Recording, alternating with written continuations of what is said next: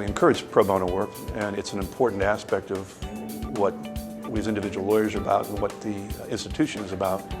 And we seek to try and do the most and best we can with scarce time, and to involve others in providing greater access to justice and helping to address some significant legal problems and challenges in the communities we live, work, and serve. I would also say that we're interested, I think, in the qualitative nature of what we're doing, and not simply the quantitative measuring of how many hours, for example, we spend. And that's not a criticism of the way that other firms may approach it, but it is something that's distinct about the way we approach things. And I think also providing opportunities for associates to professionally develop in ways that may not be available to them in their billable work. For example, they can be involved in appellate advocacy projects. Baker & Daniels has been taking pro bono cases from the Seventh Circuit's program, the federal program, and we thought that there was a need for the same kind of service in civil cases in the state appellate courts. So under the auspices of the State Bar Association, Matt and I have organized a program that matches clients who need pro bono services at the appellate level with lawyers who want to do that work. There are really very few states where there's a program like this in place. So we've been a leader among the states.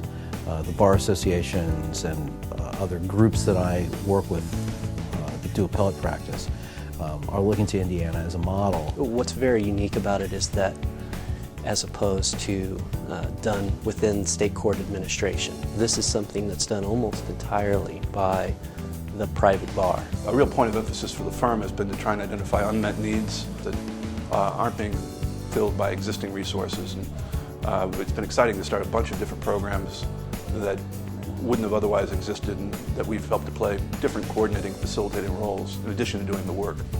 Well, I was always interested in giving back to my community. My community would be the military. My dad was an officer in the Army, so we spent a great deal of time in Germany and in California.